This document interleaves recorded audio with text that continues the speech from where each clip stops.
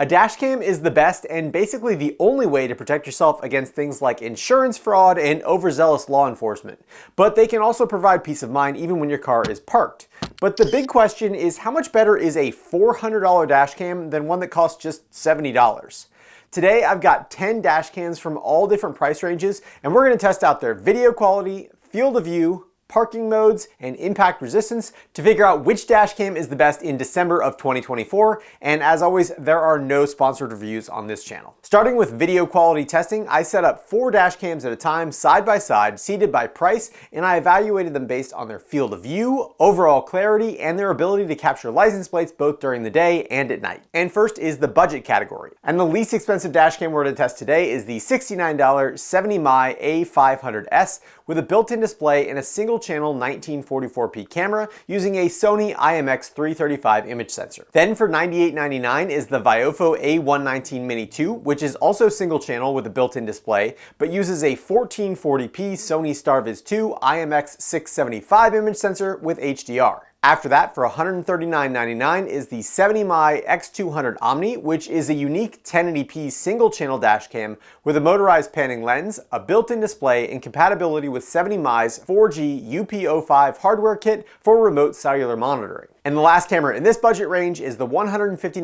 Vantrue S1 Pro, which is a 2-channel dashcam with a built-in display and the same 1440p Sony StarViz 2 IMX675 image sensor that the Viofo A119 Mini 2 has. But it also adds a 1080p rear camera and compatibility with Vantrue's optional LTE module for remote live view and parking alerts. First, when testing their field of view, the Viofo A119 Mini 2 has the widest field of view with both the yield sign and the one-way sign visible at the same time, while the 70mm A500S has the tallest view, showing both the top of the tree and down into the interior dash of my car. Second, you can see that the A119 Mini, 70mm Omni, and Vantrue S1 Pro all have high dynamic range images that avoid blown out highlights and crushed shadows, while the A500S has clipped highlights in the clouds and less detail in shadowy areas like the tree limbs and distant black objects. And I usually say that almost any dashcam can capture license plates on stationary vehicles, but the A500S struggled more than any camera that I've recently tested and captured blurry images of even the easiest to read plates,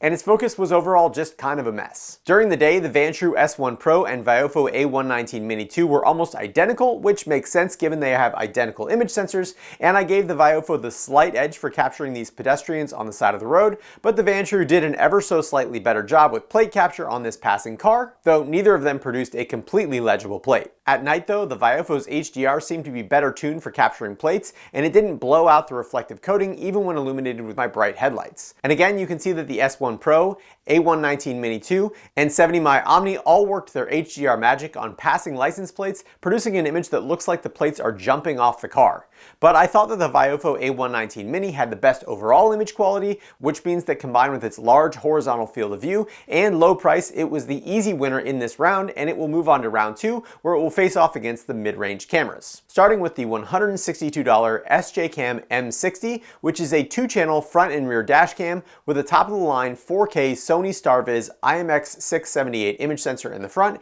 and a 1080p camera in the rear. Also in round 2 is the $199 Wolfbox X5, which is a 3-channel camera with 4K resolution in the front with that same Sony StarViz IMX678 image sensor, a 1080p cabin camera built into the main unit, and a 1944p resolution rear camera. And in addition to the built-in display, the Wolfbox is also the first touchscreen that we've seen so far. And the last camera in round 2 is the Rove R2 4K Dual, which also claims to be 4K with a Sony StarViz 2 front sensor, but it uses the same IMX675 image sensor as the Viofo A119 Mini, which is only 1440p resolution. So they're likely just upscaling it to 4K in software. But that deceptive marketing technique seems to be working out for them, because Amazon shows that the R2 4K Dual sold over 10,000 units just last month. For field of view, looking at that same intersection as before, you can see that in this grouping, the SJCam has by far the widest field of view, with the yield side visible on the left and tons of space behind the one-way sign on the right, while the Wolfbox appears to have the tallest field of view, showing the most space above the skyscrapers, though it could just be a matter of aiming since the SJCam shows more of my dash. Also, in this freeze frame, you can see that all the cameras did a decent job capturing the license plate of the passing truck,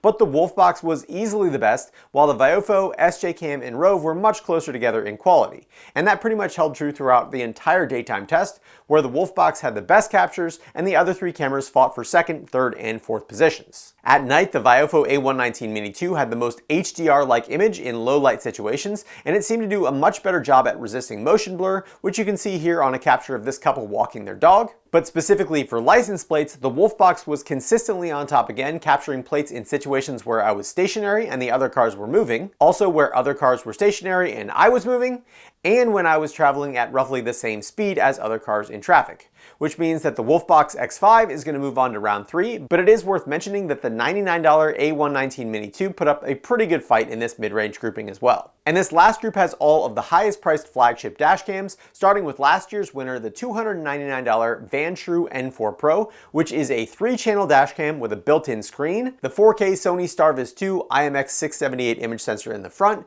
a 1080p aimable cabin camera, and a 1080p rear camera. Next, also for $299, is the Vantrue E360, which is a pretty unique take on dashcams that uses 2 fisheye lenses to provide a full 360-degree panoramic view, not only of the road in front of you, but also of the entire cabin and everything in between. But specifically for testing, I'm going to set it to output 2 separate video files, one for the front and one for the rear, that are each 1440p resolution. And last, the most expensive dashcam in this video is the new $399 Viofo A329 4K, which has a 4K Sony Starvis 2 IMX678 image sensor in the front and a 1440p rear camera. Some notable upgrades from the previous A229 Pro are a 4K 60fps mode that can be enabled if you disable HDR, and the ability to record to a USB-C connected external solid-state hard drive instead of to the internal SD card. And it's also got an HDMI micro out for connecting an external display. And as we start out with this round, the only other thing to know is that both the Vantrue N4 Pro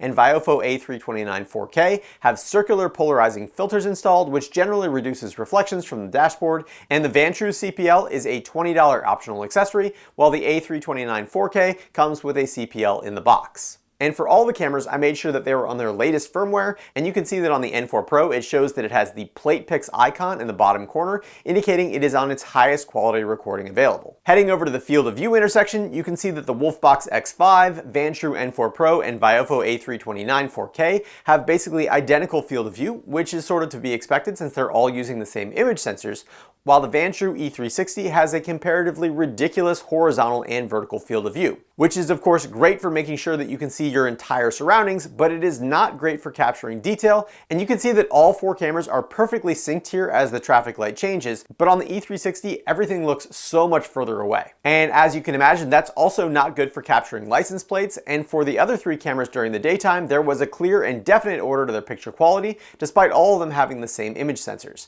with the Viofo A329 4K in first, the Vantrue N4 Pro in second, and the Wolfbox X5 in third when capturing images of plates in parked cars when I passed them,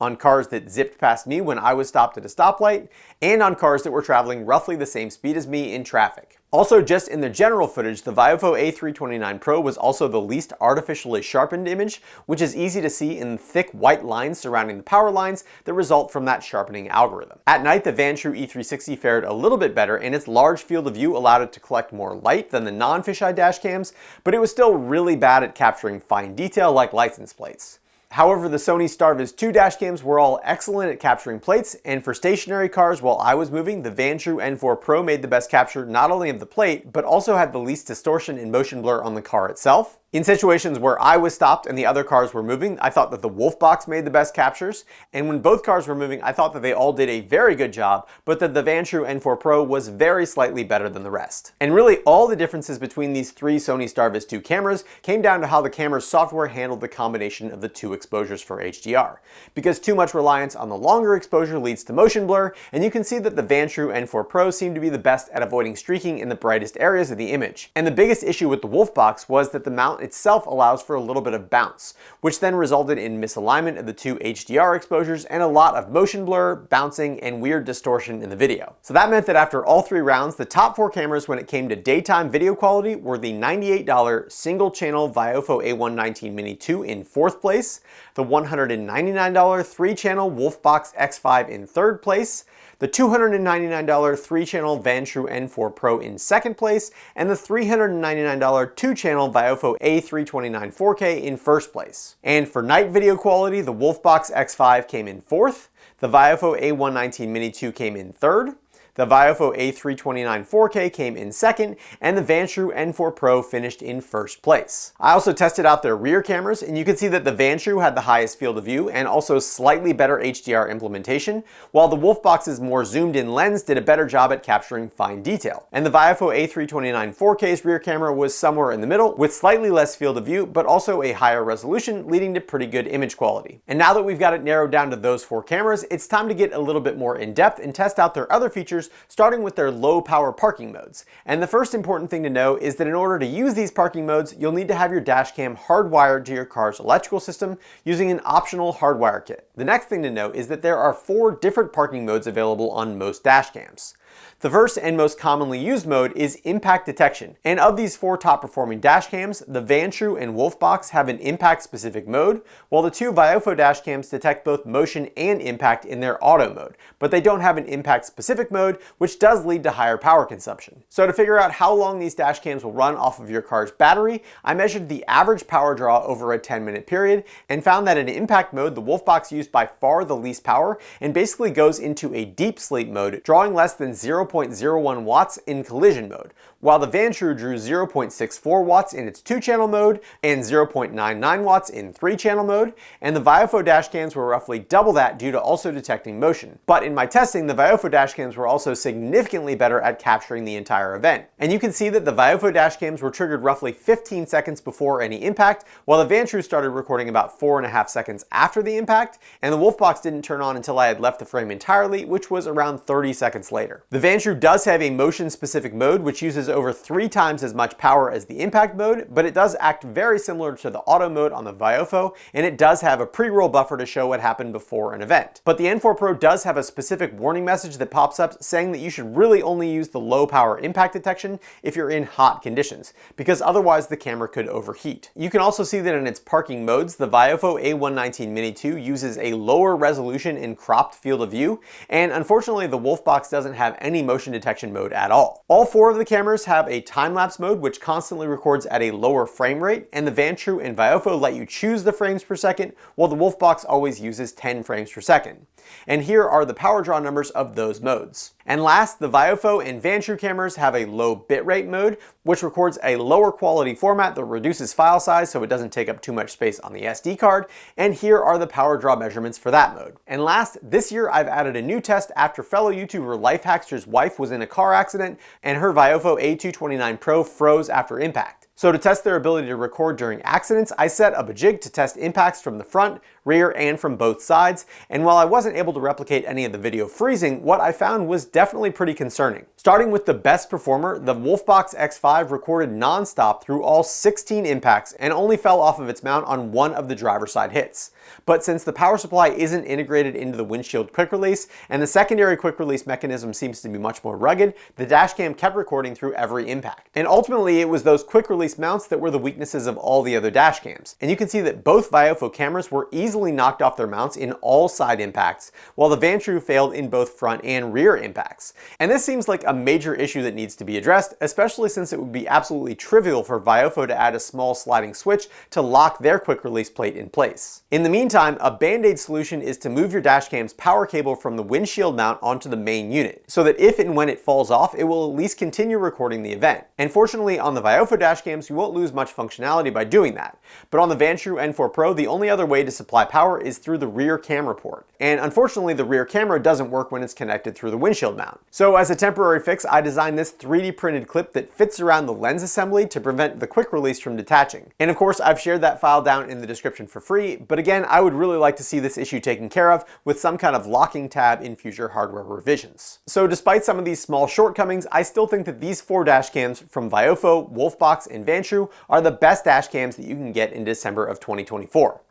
If your budget is under $100 and you're okay with just a front-facing camera, then the $99 Viofo A119 Mini 2 is miles ahead of the other cameras in this price range, and it has excellent 1440p video quality with great HDR implementation, a wide field of view, good parking modes, and an incredibly compact and discreet form factor. If you want more cameras than that, the 3-channel Wolfbox X5 is a crazy deal for $199, and it's got the same sensors and most of the same options as the $299 Vantrue N4 Pro.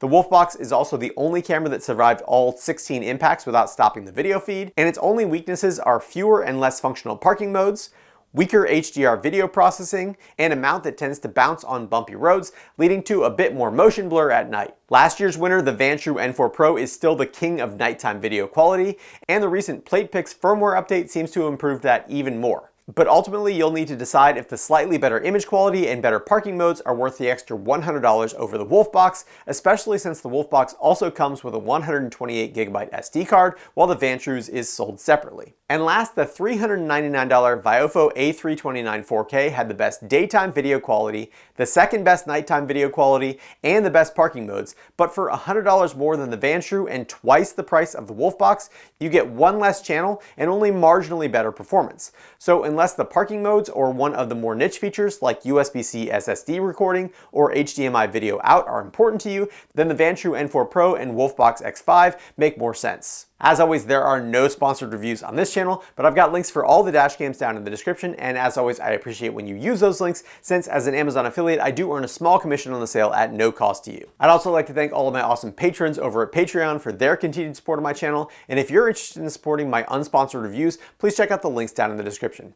If you enjoyed this video, please consider subscribing, and as always, thanks for watching The Hookup.